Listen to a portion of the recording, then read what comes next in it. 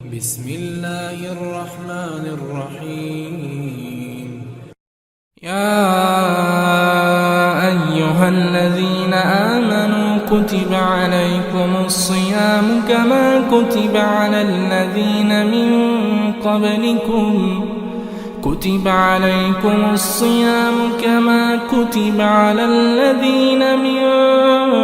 قبلكم لعلكم تتقون.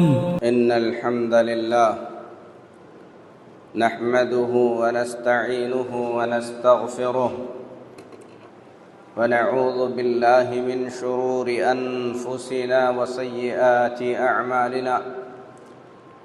من يهده الله فلا مضل له ومن يضلل فلا هادي له. وأشهد أن لا إله إلا الله وحده لا شريك له. وأشهد أن محمدًا عبده ورسوله أرسله بالحق بشيرًا ونذيرًا.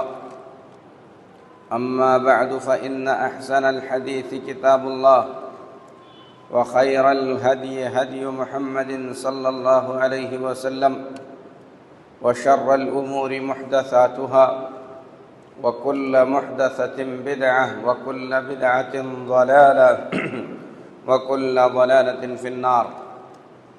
يا أيها الذين آمنوا اتقوا الله حق تقاته ولا تموتن إلا وأنتم مسلمون.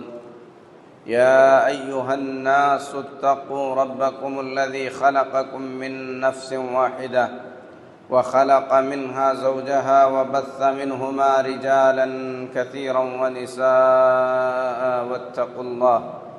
واتقوا الله الذي تساءلون به والأرحام، إن الله كان عليكم رقيبا.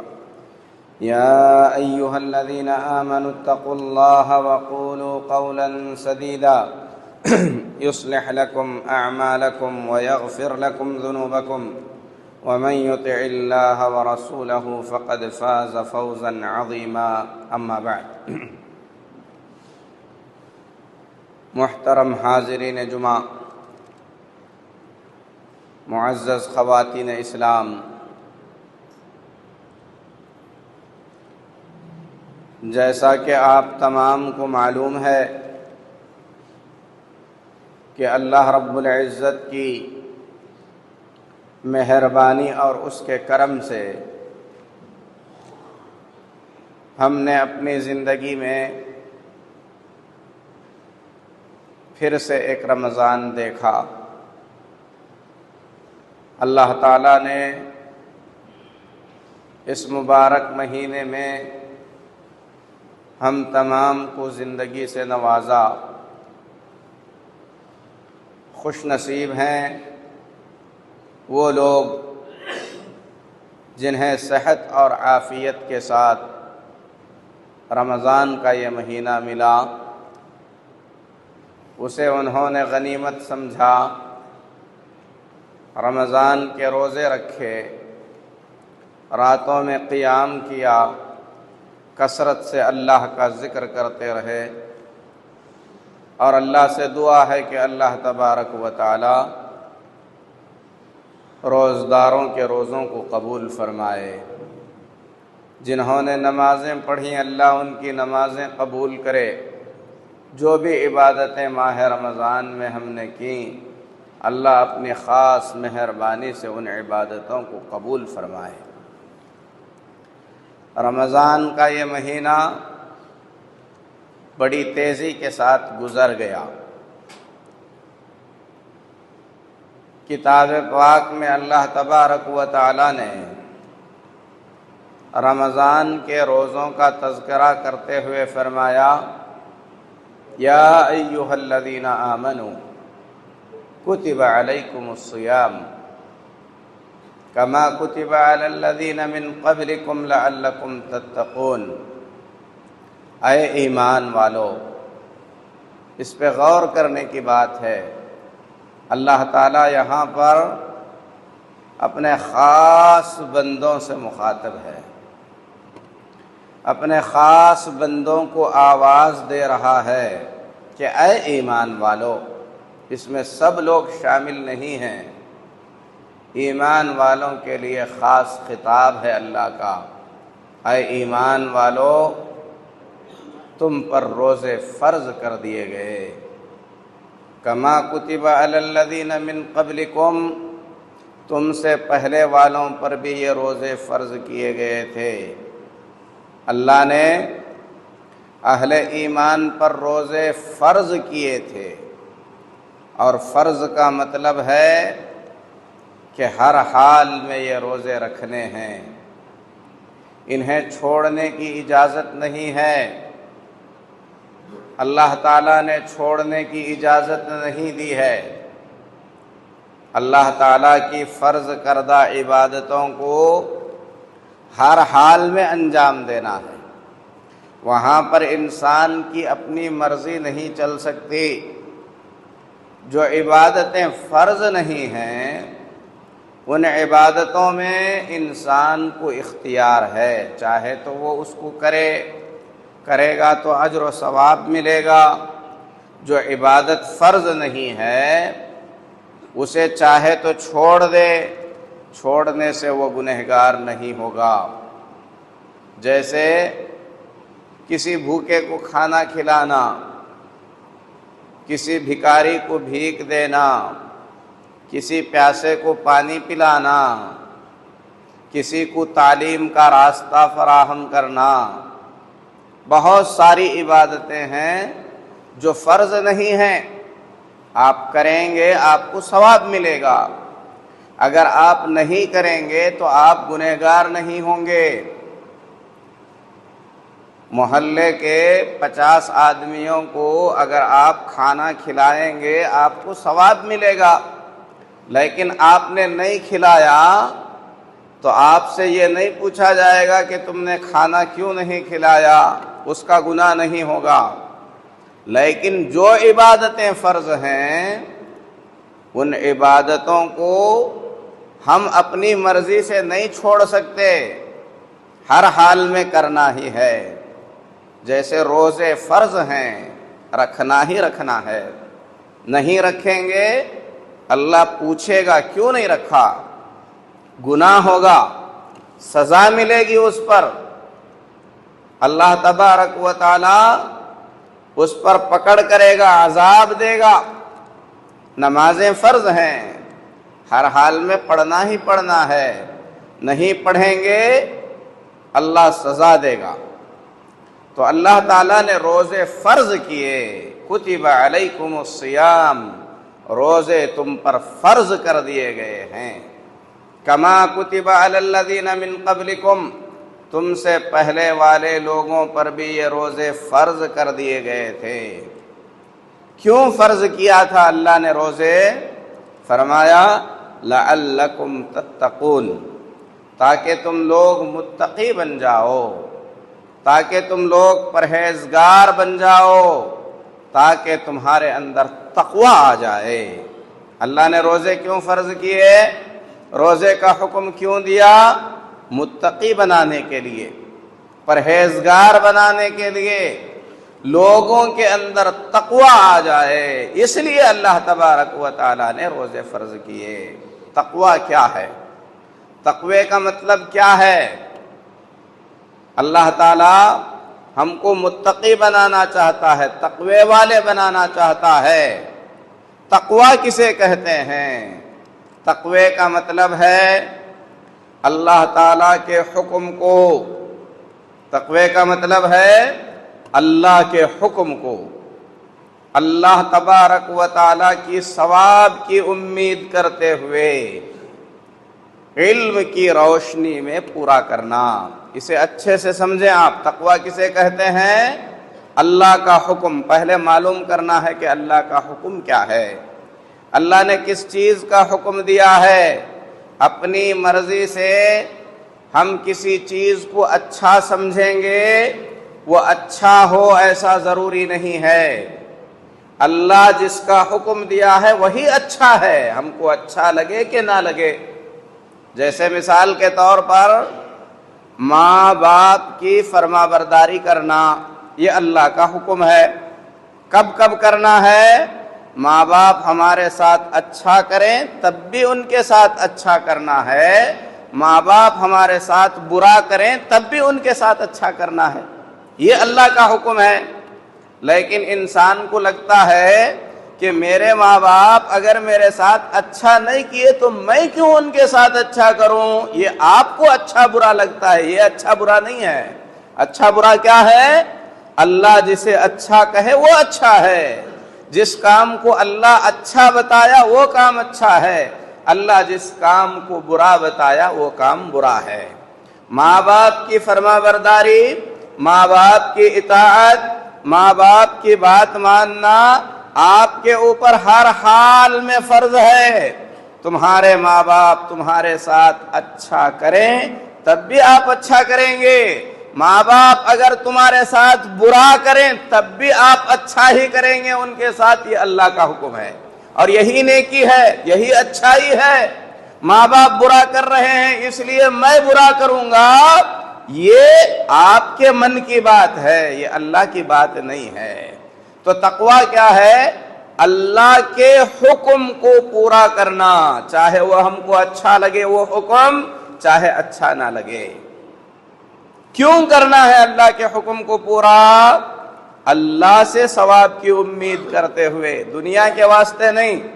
اگر کوئی آدمی اللہ کے حکم کو پورا کر رہا ہے، اللہ کا حکم ہے روزہ رکھو، اللہ کا حکم ہے نماز پڑھو، اللہ کا حکم ہے ماں باپ کی اطاعت کرو، اللہ کا حکم ہے صدقہ کرو، اللہ کا حکم ہے خیرات دو، اللہ کا حکم ہے دین کا علم حاصل کرو، اللہ کا حکم ہے عمرہ کرو، اللہ کا حکم ہے حج کرو، بہت سارے حکم ہیں اللہ کے، آدمی پورا کر رہا ہے لیکن دنیا کے لیے کر رہا ہے، کسی اور مقصد کے لیے کر رہا ہے، تو یہ تقویٰ نہیں ہے۔ ماں باپ کی بات مان رہا ہے، یہ سوچ کر مان رہا ہے کہ اگر میں ماں باپ کے ساتھ برا کروں گا محلے والے کیا بولیں گے، ماں باپ کی اطاعت نہیں کروں گا، ماں باپ کی خدمت نہیں کروں گا تو میرے دوسرے بھائی بہن کیا بولیں گے۔ اگر یہ سوچ کر کر رہا ہے تو وہ تقویٰ نہیں ہے۔ تقویٰ کیا ہے؟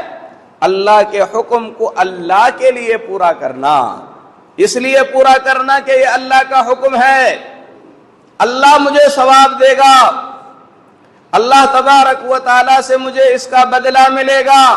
روزہ آدمی رکھ رہا ہے، اس لیے رکھ رہا ہے کہ دوست چڑھائیں گے، ہٹا کٹا ہے، صحت مند ہے، روزہ نہیں رکھتا تجھے شرم نہیں آتی، اب ان کے ڈر سے روزہ رکھ رہا ہے، تو وہ تقویٰ نہیں ہے۔ روزہ رکھ رہا ہے کیونکہ وزن بڑھ گیا ہے، لوگوں نے کہا روزہ رکھو وزن اتر جائے گا، وزن اتارنے کے لیے روزہ رکھ رہا ہے، تو یہ تقویٰ نہیں ہے۔ تقوی کا مطلب کیا ہے؟ پہلے اللہ کا حکم کیا ہے معلوم کریں، اپنی مرضی سے نیکی اور برائی کو طے نہ کریں، خود سے کسی کو نیکی نہ سمجھیں، خود سے کسی کو برائی نہ سمجھیں، اللہ کے حکم کو معلوم کریں، اللہ کے حکم کو پورا کریں۔ تیسری بات کیا ہے؟ اللہ کو راضی کرنے کے لیے، اللہ کو خوش کرنے کے لیے، اللہ کے واسطے، یہ آدھا تقویٰ ہے۔ آدھا تقویٰ کیا ہے؟ اللہ کے حکم کو اللہ کو راضی کرنے کے لیے علم کی روشنی میں اللہ کا حکم معلوم کر کے پورا کرنا۔ روزہ رکھے، کیوں رکھے؟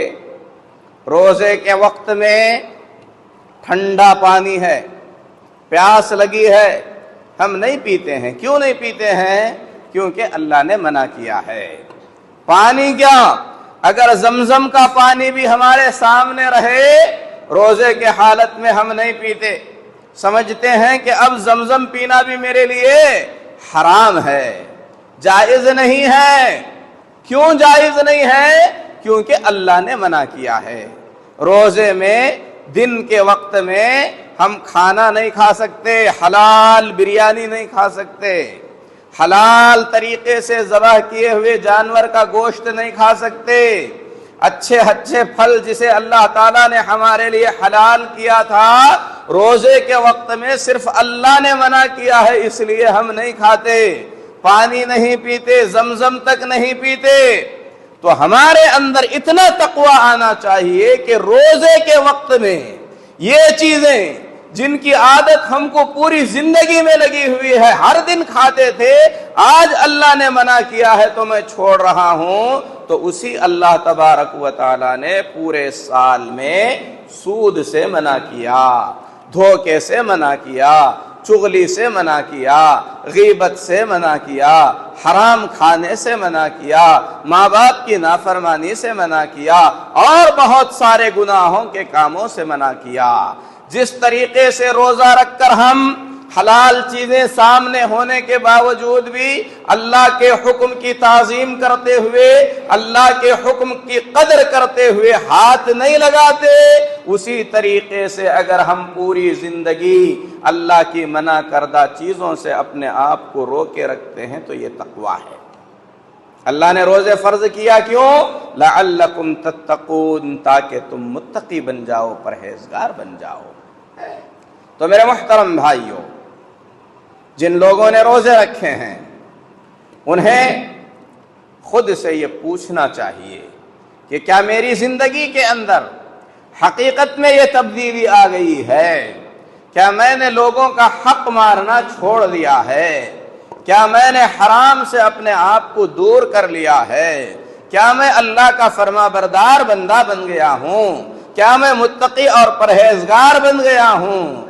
اگر آدمی کے اندر تقوی آ گیا، پرہیزگاری آ گئی، سدھار آ گیا، تو وہ قابل مبارکباد ہے۔ جس مقصد سے اللہ نے روزے فرض کیے تھے اس نے روزے کے مقصد کو حاصل کر لیا ہے۔ اگر ایسا نہیں ہے تو پیارے نبی جناب محمد الرسول اللہ صلی اللہ علیہ وسلم نے فرمایا، رب صائم لیس لہ من صیامہ الا الجوع والعطش۔ کتنے ایسے روزدار ہیں، کیا کہا نبی صلی اللہ علیہ وسلم نے؟ تھوڑے نہیں کہا، فرمایا کتنے ایسے روزدار ہیں جو روزہ تو رکھتے ہیں لیکن ان کو روزے کے بدلے میں بھوک پیاس کے سوا کچھ نہیں ملتا ہے، روزے کا مقصد نہیں ملا، اللہ کا ڈر دل میں نہیں آیا، تقوی نہیں آیا، پرہیزگاری نہیں آئی، ایسے روزوں کا کیا فائدہ ہے؟ روزہ بہت لوگ رکھتے ہیں لیکن روزے کو روزے کی طرح رکھنا ضروری ہے۔ پیارے نبی جناب محمد الرسول اللہ صلی اللہ علیہ وسلم نے فرمایا، من صام رمضان ایمانا واحتسابا غفر له ما تقدم من ذنبه۔ جو شخص روزہ رکھتا ہے رمضان کا، صرف روزہ رکھنے کی بات نہیں کہی نبی صلی اللہ علیہ وسلم نے، دو شرطیں بیان فرمائی، روزے کے ساتھ دو صفتیں بیان فرمائی، دو کنڈیشنز۔ ان دو شرائط کے ساتھ اگر کوئی روزہ رکھتا ہے تو نبی فرماتے ہیں صلی اللہ علیہ وسلم، اللہ اس کے پچھلے گناہوں کو معاف کر دیتا ہے۔ کیا ہیں وہ دو شرطیں؟ ایمان، بہت بڑی چیز ہے، اسے ہم بہت معمولی سمجھتے ہیں، بہت سارے لوگ اس کی طرف ہم دھیان بھی نہیں دیتے ہیں، ہم میں سے بہت سے لوگ۔ ایمان کے ساتھ روزہ رکھنا، ایمان کہ اللہ کا حکم ہے، اللہ تبارک و تعالی نے اسے فرض کیا ہے، جس اللہ پر میں نے ایمان لا کر روزہ رکھا ہے وہ اللہ میری ہر حرکت و سکنت کو جانتا ہے، رات میں بھی مجھے دیکھتا ہے، دن میں بھی مجھے دیکھتا ہے۔ جس طریقے سے روزے کی حالت میں میں اللہ کے حکم کو بجا لاتے ہوئے اللہ کی منع کی ہوئی چیزوں سے بچا رہتا ہوں، اسی طریقے سے مجھے پوری زندگی اسی طریقے سے گزارنی چاہیے۔ احتساب کے ساتھ روزہ رکھنا، احتساب کا مطلب ہے کہ میں نے روزہ رکھا، اللہ کے لیے روزہ رکھا، اس کا اجر اللہ سے مجھے ملے گا، اسی لیے مجھے اس روزے کی ویسی ہی حفاظت کرنی ہے جس طریقے سے حفاظت کرنے کا اللہ کے نبی جناب محمد الرسول اللہ صلی اللہ علیہ وسلم نے حکم فرمایا ہے۔ یہی وجہ ہے کہ بہت سارے ایسے تابعین تھے، ایسے اسلاف تھے جو روزہ رکھنے کے بعد اپنے گھر سے باہر نہیں نکلتے تھے، یا مسجد میں بیٹھ جاتے تھے کہتے تھے کہ ہم کو یہیں بیٹھ کر اپنے روزے کی حفاظت کرنی ہے. راستے میں نکلیں گے، بازار میں جائیں گے، کوئی ملے گا، زبان درازی کرے گا، گالی گلوچ کرے گا، ایک حد تک آپ کنٹرول کریں گے، اس کے بعد آپ کی زبان بھی کھل جائے گی. روزہ آپ جس مقصد کے لیے رکھے وہ مقصد روزے کا فوت ہو جائے گا. اس طریقے سے ہمارے اسلاف روزے کی حفاظت کیا کرتے تھے. ہم نے 25 روزے رکھ لیے، پتہ نہیں 4 یا 5 روزے ہمارے اور باقی ہیں جو رکھنے کے ہیں. میرے محترم بھائیو، جو گزر گیا گزر گیا. اللہ سے ہمیں کثرت سے دعا کرنا چاہیے کہ ہمارے روزوں میں جو تقصیریں ہوئی ہیں، جو کمیاں ہوئی ہیں، جو خامیاں رہ گئی ہیں، جو کوتاہیاں رہ گئی ہیں، اللہ اسے درگزر فرمائے. یہ ہمیں دعا کرنا ہے. اور ایک مومن کی زندگی میں ہمیشہ یہ چیز ہمیں یاد رکھنا چاہیے کہ ایک مومن کو ہمیشہ اپنی زندگی میں اللہ کی عبادتوں کے سلسلے میں اسے اس کی جو کمیاں ہیں، اس میں جو خامیاں ہیں، اس میں جو خرابیاں اس کی طرف سے ہوئی ہیں وہ نظر آتی ہیں. مومن کو اپنی نیکیاں نظر نہیں آتی. یہ سوچ کر اس کا سینہ نہیں پھولتا، ارے بازو والا تو روزے نہیں رکھا، میں پورے روزے رکھا ہوں. وہ تو تہجد میں آتا ہی نہیں تھا، میں تو پوری تراویح پڑھا ہوں. اس طریقے کے خیالات نہیں آتے. مومن کو کیسے خیالات آتے ہیں؟ روزہ رکھا، روزے میں میں زیادہ باتیں کیا، شاید بیکار کی باتیں مجھ سے ہو گئیں، اللہ ان باتوں کے بارے میں پوچھے تو میں کیا کہوں گا. روزے میں نے نماز تاخیر سے پڑھی، میری جماعت چھوٹ گئی، 1 رکعت میری چھوٹ گئی، پتہ نہیں ایسا ہونا چاہیے تھا کہ نہیں ہونا چاہیے تھا. تو ایک مومن کو اپنی عبادت کے اندر جو کمی رہ جاتی ہے، جو خلل رہتا ہے، جو اس کے اندر نقص اور کمی ہوتی ہے، ایمان والے کی نظر ہمیشہ اس کمی پر ہوتی ہے اور وہ اللہ سے ڈرا رہتا ہے. قرآن میں اللہ نے فرمایا والذین یؤتون ما آتوا وقلوبهم وجلہ، اللہ کے وہ بندے جو انہیں کرنا ہے کرتے ہیں، پھر اس کے بعد ان کے دل گھبرائے ہوئے ہوتے ہیں. جب اماں عائشہ نے یہ آیت سنی کہ کرنے کے کام کرتے ہیں پھر ڈرے رہتے ہیں، اماں عائشہ نے کہا اے اللہ کے نبی صلی اللہ علیہ وسلم، اللہ ان میں کن لوگوں کا ذکر کر رہا ہے اس آیت میں کہ کرنے کے کام کرنے کے بعد ڈرے رہتے ہیں؟ تو مطلب کیا ہے؟ کیا یہ زنا کرنے والے، شراب پینے والے، چوری کرنے والوں کے بارے میں یہ آیت ہے؟ اللہ کے نبی صلی اللہ علیہ وسلم نے فرمایا لا یا ابنت الصدیق، اے صدیق کی بیٹی، بات ویسی نہیں ہے جیسی تم کہہ رہی ہو. بے شک یہ آیت اللہ کے ان بندوں کے بارے میں ہے جو نماز پڑھتے ہیں، روزہ رکھتے ہیں، صدقہ و خیرات کرتے ہیں، نیکی کے کام کر کے آنے کے بعد گھبرائے رہتے ہیں، ڈرے رہتے ہیں کہ ان کا یہ عمل اللہ نے قبول کیا ہے کہ نہیں کیا ہے. اگر قبول نہیں ہوا تو پھر کیا ہوگا؟ تو مومن ہمیشہ اپنی نیکیوں کو لے کر اس بات سے پریشان رہتا ہے کہ پتہ نہیں اللہ کو یہ نیکی پسند آئی کہ نہیں آئی، اللہ قبول کرے گا کہ نہیں کرے گا.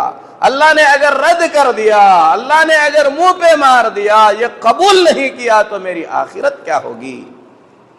میں جہنم سے کیسے بچوں گا؟ میں اللہ کے عذاب سے کیسے بچوں گا؟ مومن اس طریقے سے گھبرایا رہتا ہے. یہ ان مومنین کی بات ہے جو ہر چھوٹی بڑی چیز میں اللہ تبارک و تعالی سے ہمیشہ ڈرے رہتے تھے، اللہ کے حکم کو پورا کرنے کے لیے ہمیشہ تیار کھڑے رہتے تھے. اللہ تبارک و تعالی کا جو بھی حکم ہوتا، حکم پورا بیان کرنے سے پہلے عمل میں لگ جاتے تھے. آج میرے مسلمان بھائیوں، ہم کو ہماری حالت دیکھنا چاہیے، کیسی زندگی ہم گزار رہے ہیں، آخرت کی ہمیں کتنی فکر ہے، دنیا سے ہمارا تعلق کتنا گہرا ہے۔ رمضان کا مبارک مہینہ ہے، آخری عشرہ چل رہا ہے، رمضان کا مہینہ ہے، آخری عشرہ چل رہا ہے، جمعہ کا دن ہے، اور آج بھی جب جمعہ شروع ہوئی، کس زبان سے ہم کہیں اپنی بدقسمتی، اپنی کوتاہی، اپنی تقصیریں ہم کس زبان سے بیان کریں کہ رمضان کے مبارک مہینے میں آخری عشرے میں عید سے قریب جمعہ کے دن، جبکہ اکثر لوگ اپنے کام دھندے سے چھٹی کرتے ہیں، ایسے بابرکت ایام میں بھی جمعہ شروع ہو کر ختم ہونے کو آ رہا ہے، ابھی بھی لوگ آ رہے ہیں۔ یہ ہمارے ایمان کی حقیقت ہے، یہ ہماری زندگی کی سچائیاں ہیں۔ اللہ سے، اللہ کے گھر سے، نماز سے، روزوں سے، دین کے کاموں سے ہمارا تعلق اتنا گہرا ہے، ہمیں اپنے جمعہ کی فکر نہیں، ہمیں اپنے نمازوں کی فکر نہیں، ہمیں اپنے روزوں کی فکر نہیں، ہمیں اپنے زکوٰۃ کی فکر نہیں۔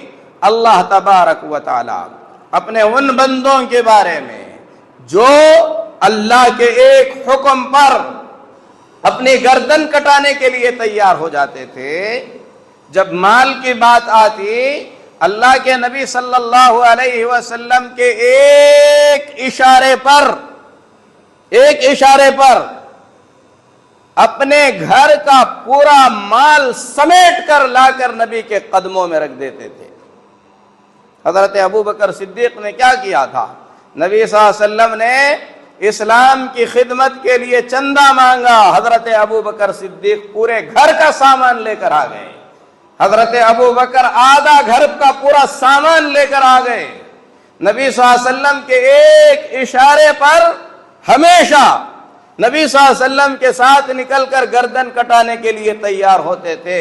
ایسے لوگ جنہوں نے اپنی پوری زندگی ایک بھی نماز امام کے پیچھے تکبیر تحریمہ کے علاوہ نہیں گزاری، ہر نماز میں تکبیر تحریمہ کے ساتھ امام کے ساتھ رہتے تھے، راتوں میں کھڑے ہو کر نماز پڑھتے تھے تو پیروں میں سوجن آ جایا کرتی تھی، دن بھر جہاد کرنے والے، روزہ رکھنے والے، پھر اس کے بعد راتوں میں تہجد پڑھنے والے، اپنی کمائی کی گاڑھی کمائی اللہ کے راستے میں بغیر سوچے سمجھے کے خرچ کرنے والے، ایسے نیک بندوں کے بارے میں اللہ فرماتا ہے والذین یؤتون ما آتوا وقلوبهم وجلہ، جو کیا سو کیا اس کے بعد ڈرے رہتے ہیں، تو ہمارا حال کیا ہونا چاہیے؟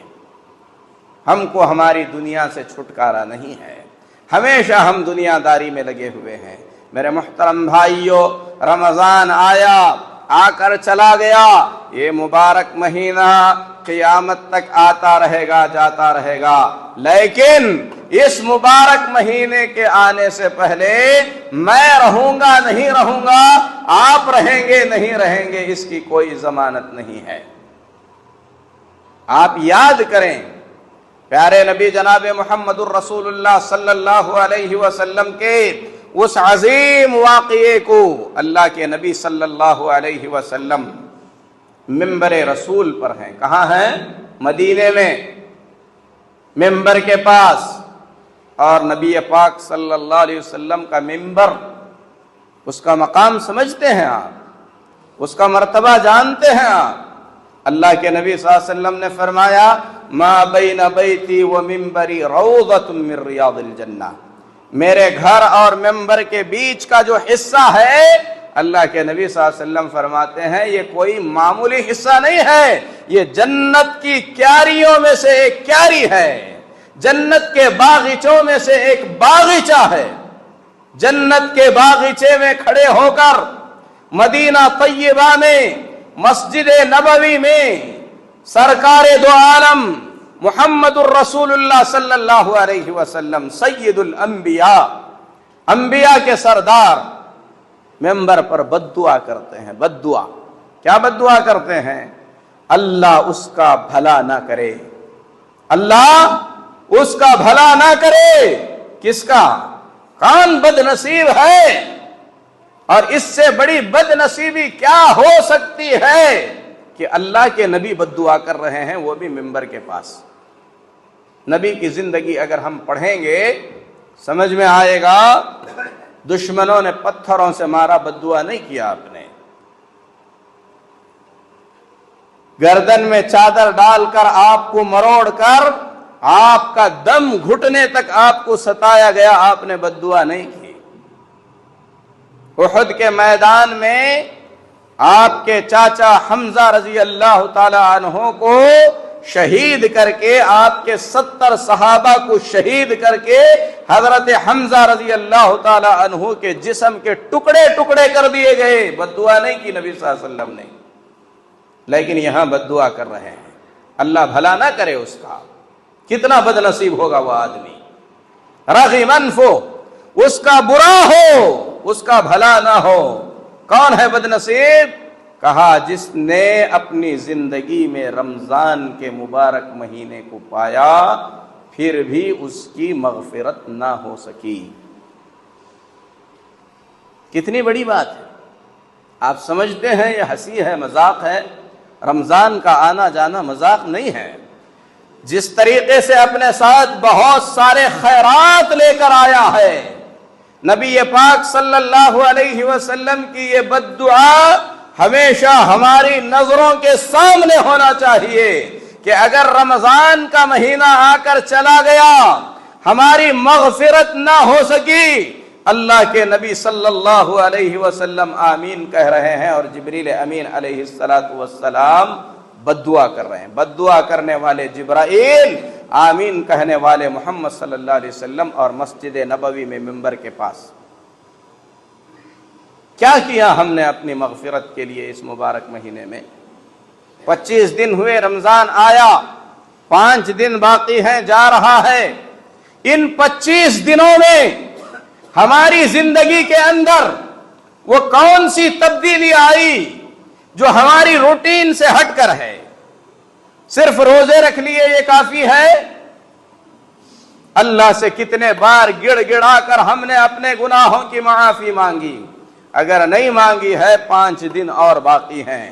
بیٹھ جائیں مسجد میں, ایک ایک گناہ کو ہم یاد کریں, اللہ کے سامنے اس گناہ کو مانیں. اے اللہ, جان کر انجانے میں, غفلت سے, گھمنڈ سے, غرور سے, کسی بھی طریقے سے, اے اللہ میں نے یہ غلطی کی تھی, میں اس غلطی کو مانتا ہوں, مجھے اس غلطی پر پچھتاوا ہے, اے اللہ تو میری یہ غلطی معاف کر دے. مغفرت چاہیں اللہ سے, معافی طلب کریں.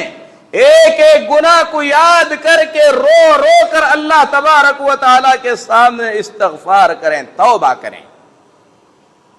پھر اس کے بعد رمضان کے مبارک مہینے میں مغفرت کے جو اسباب اللہ نے رکھے تھے, روزوں کے اندر قصور ہوا ہے, تقصیر ہوئی ہے. صحت مند ہونے کے بعد بھی اگر اللہ کے کسی بندے نے روزہ نہیں رکھا ہے, کام ہیوی ہے, کام ضروری ہے, دھوپ میں رکھنے نہیں ہوتا ہے, یہ سارے بہانے اللہ کے پاس نہیں چلنے والے ہیں. اگر آپ عقل مند ہیں, پاگل نہیں ہیں آپ, کیونکہ پاگلوں کو اجازت ہے, وہ چھوڑ سکتے ہیں. اگر آپ کو اللہ نے عقل دیا ہے, اچھے برے کی تمیز آپ میں آ گئی ہے, مسلمان ہیں, بالغ ہیں, تو آپ پر روزہ فرض ہے. روزہ کس کے لیے اجازت ہے؟ بیمار کے لیے. بیماری کی وجہ سے اگر روزہ نہیں رکھیں گے تو آپ کو چھوٹ ہے. کیا کریں گے آپ؟ بیماری ختم ہونے کے بعد روزہ رکھیں گے. رکھنا ہے, وہ قرض کی طرح ہے, اس سے چھٹکارا نہیں ہے. جتنے لوگ روزے چھوڑ دیے ہیں کسی بھی وجہ سے, سب سے پہلے توبہ کریں. 1 روزہ چھوٹا, 2 چھوٹے, 3 چھوٹے, 10 چھوٹے, جتنے چھوٹے ہیں توبہ کریں, استغفار کریں, رو رو کر اللہ سے معافی مانگیں, اور ساتھ ہی ساتھ رمضان ہونے کے بعد ان روزوں کی قضا کریں, ان روزوں کو رکھیں, اتنے روزے گن کر رکھیں. اور اگر گھر میں ایسے بیمار ہیں جو کسی وجہ سے روزہ رکھ ہی نہیں سکتے، بہت بوڑھے ہو گئے ہیں، بڑھاپے کی وجہ سے روزہ رکھنا ناممکن ہے، ہر گھنٹے 1.5 گھنٹے کے بعد ان کو پانی کی ضرورت محسوس ہوتی ہے، نہیں رکھ سکتے، دوا کی ضرورت محسوس ہوتی ہے، شوگر ہائی ہو جاتا ہے، وہ روزہ نہیں رکھ سکتے، تو اللہ رحمان ہے، رحیم ہے۔ روزوں کا ذکر کرتے ہوئے اللہ فرماتا ہے یرید اللہ بکم اليسر ولا یرید بکم العسر، اللہ تمہارے ساتھ آسانی کرنا چاہتا ہے، اللہ تمہیں تکلیف میں ڈالنا نہیں چاہتا۔ اس اللہ نے اجازت دی ہے جو بیمار ہے، جو بوڑھے ہو چکے ہیں، ایسی عورت جو کہ اپنے بچے کو دودھ پلاتی ہے یا حالت حمل میں ہے، اللہ نے اجازت دی ہے کہ وہ روزہ چھوڑ دے، ہر روزے کے بدلے ایک مسکین کو کھانا کھلائے، یہ اللہ کی طرف سے ان کے لیے چھوٹ ہے۔ لیکن جن کے حق میں روزے فرض تھے اسے معمولی نہ سمجھیں، کام کی شدت کی وجہ سے، کاروبار کی زیادتی کی وجہ سے، سخت گرمی کی وجہ سے، کسی بھی وجہ سے اگر آپ نے روزہ چھوڑا ہے تو آپ مجرم ہیں، آپ نے جرم کیا ہے، اللہ کی بارگاہ میں آپ کو معافی مانگنی ہے، اور جتنے روزے آپ نے چھوڑے تھے وہ روزے آپ کو رکھنے ہیں، اگر نہیں رکھیں گے تو روزے قیامت اللہ تبارک و تعالی ایک ایک روزے کا حساب لے گا۔ اور جانتے ہیں جو آدمی روزہ رکھ کر کسی بھی وجہ سے وقت سے پہلے اپنے حلق سے ایک لقمہ اتارتا ہے، اس کی سزا یہ بتائی گئی ہے کہ اسے الٹے لٹکایا گیا ہے، پیروں میں زنجیر ڈال کر، سنکل ڈال کر اسے الٹا لٹکایا گیا ہے، اور اس کے جبڑوں کو لوہے کی قینچیوں سے چیرا جا رہا ہے اور اس کے جبڑے سے خون ٹپک رہا ہے۔ یہ کن لوگوں کی سزا ہے؟ جو وقت سے پہلے روزہ چھوڑ دیتے ہیں، ان کی سزا ہے۔ تو سوچیں جو سرے سے روزہ ہی نہیں رکھتے، اللہ نے ان کے لیے کیا سزا مقرر کی ہوگی۔ یہ فرض عبادت ہے، اس میں کوتاہی نہیں کی جا سکتی۔ بہرحال روزہ رکھنے کے بعد انسان ہونے کے ناطے انسان سے غلطیاں سرزد ہوتی ہیں، ان غلطیوں کی تلافی کے لیے اللہ تبارک و تعالی نے ہر مسلمان پر، چاہے وہ مرد ہو یا عورت ہو، چاہے وہ بچہ ہو یا بوڑھا ہو، مالدار ہو یا غریب ہو، یہاں تک کہ ایسا آدمی جو بھیک مانگ کر اپنا پیٹ بھرتا ہے، اس پر بھی اللہ کی طرف سے یہ فرض کیا گیا ہے کہ عیدگاہ جانے سے پہلے اپنی طرف سے اور اپنے ماتحت والوں کی طرف سے صدقۃ الفطر ادا کریں۔ صدقۃ الفطر یہ ایک واجب صدقہ ہے، فرض صدقہ ہے۔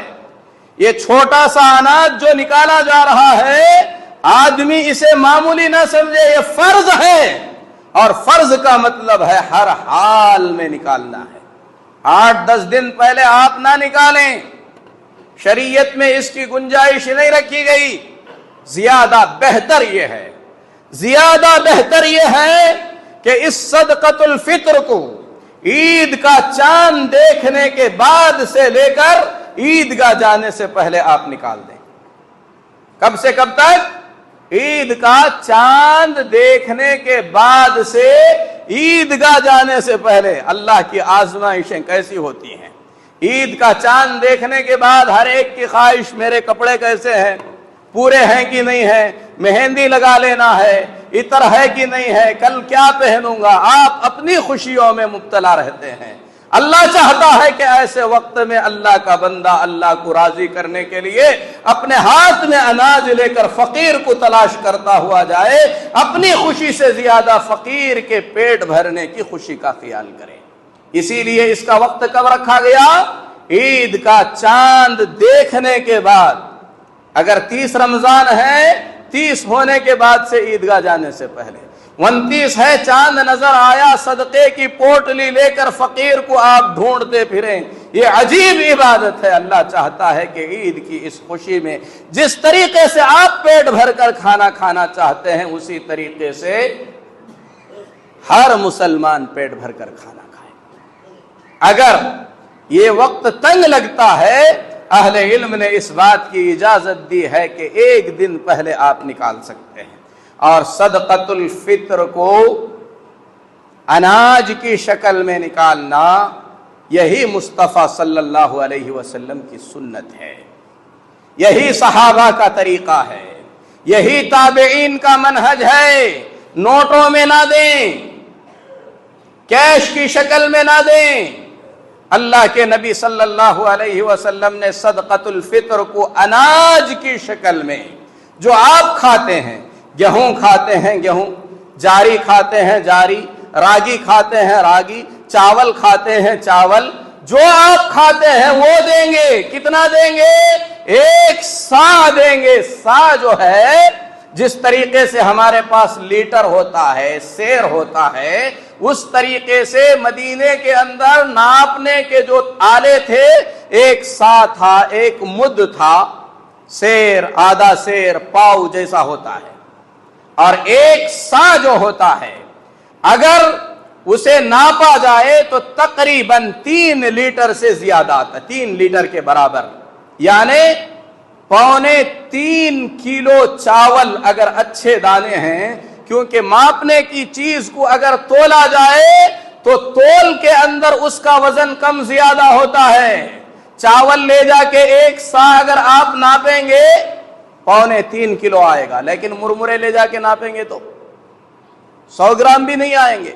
اسی لیے اس کا وزن میں نہیں آتا ہے، اس کا وزن ماپ میں آتا ہے۔ 1 سا اناج ایک فقیر کو دینا ہے، اور چاول سے اس کا وزن کیا گیا تو تقریباً 3.25 کلو نکلتا ہے۔ اسی لیے اس سنت کو باقی رکھنے کے لیے بہتر طریقہ یہ ہے کہ گھر کے بچوں کو بھی آپ سامنے رکھیں، بولیں کل عید ہے، یہ صدقۃ الفطر ہے، اسے ناپ کر نکالنا ہے۔ ہر بچے کی طرف سے، بوڑھے کی طرف سے، دادا جی زندہ ہیں ان کی طرف سے بھی، نانی کی طرف سے بھی، سب کی طرف سے نکالیں گے، نکال کر لے جا کر اس کو فقیر کو دیں گے، مسکین کو دیں گے، محتاج کو دیں گے، گھر بلا کر دیں گے یا لے جا کر دیں گے، بہرحال لے جا کر پہنچانا ہے، اس تک پہنچنا چاہیے۔ اور یہ بھی یاد رکھیں، اگر آپ نے صدقۃ الفطر کو عید کی نماز سے پہلے ادا کیا تو وہ صدقۃ الفطر شمار ہوگا، اگر آپ نے اسے عید کی نماز کے بعد دیا تو یہ صدقۃ الفطر نہیں ہوگا، عام صدقات میں سے ایک صدقہ ہو جائے گا۔ اللہ تعالیٰ کے احکامات کو قدر کی نظر سے دیکھنا ہے، اس کے وقت میں پورا کرنا ہے، جیسا اللہ نے کرنے کا حکم دیا ہے اسی طریقے سے کرنا ہے۔ یہی عبادت اور یہی بندگی ہے، اور ایک بندے کا کام ہے اللہ کے حکم کی تعظیم کرتے ہوئے اسے پورا کرنا۔ رب العزت سے دعا ہے کہ اللہ تبارک و تعالی روزداروں کے روزوں کو قبول فرمائے۔ جنہوں نے روزے نہیں رکھے ہیں، اللہ تبارک و تعالی ان میں سے جو شرعی طور پر معذور ہیں ان کے فدیے کو قبول فرمائے۔ جو لوگ شرعی معذور نہیں ہیں، اللہ انہیں توبہ کی توفیق نصیب فرمائے، انہیں اپنے روزوں کے قضا کی اللہ تعالیٰ توفیق عطا فرمائے۔ اللہ تبارک و تعالیٰ صدقہ کرنے والوں کے صدقۃ الفطر کو قبول فرمائے۔ رب العالمین اپنی مہربانی سے مسلمانوں کے لیے یہ عید کا مبارک موقع خوشی کا موقع بنائے۔ اللہ اپنے فضل و کرم سے فلسطین کے مظلوم مسلمانوں کی حفاظت فرمائے۔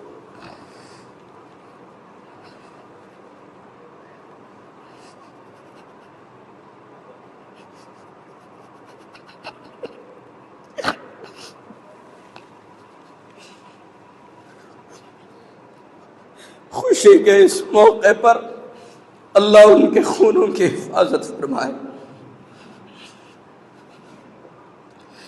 اللہ ان کے ساتھ کھڑا رہے، یتیم بچوں کو اللہ تبارک و تعالی ہمت عطا فرمائے، بیوہ عورتوں کی اللہ حفاظت کرے، اللہ ان کے عزتوں کی حفاظت فرمائے، اللہ تبارک و تعالی ان کا ناصر و مددگار بنے۔ اللہ تبارک و تعالی، اے اللہ ہم بے بس ہیں، اے اللہ ہم عاجز ہیں، اے اللہ ہم اپنے بھائیوں کی مدد نہیں کر سکتے، بے شک تو طاقت والا ہے۔ کمزور مسلمان جہاں پر بھی کمزور ہیں اے اللہ تو ان کی مدد فرما. اس خوشی کے موقع پر اے اللہ تو ان کے دلوں کو خوشی سے بھر دے. اے اللہ تو ان کا ناصر و مددگار بن. ظالموں سے اے اللہ تو انتقام لے.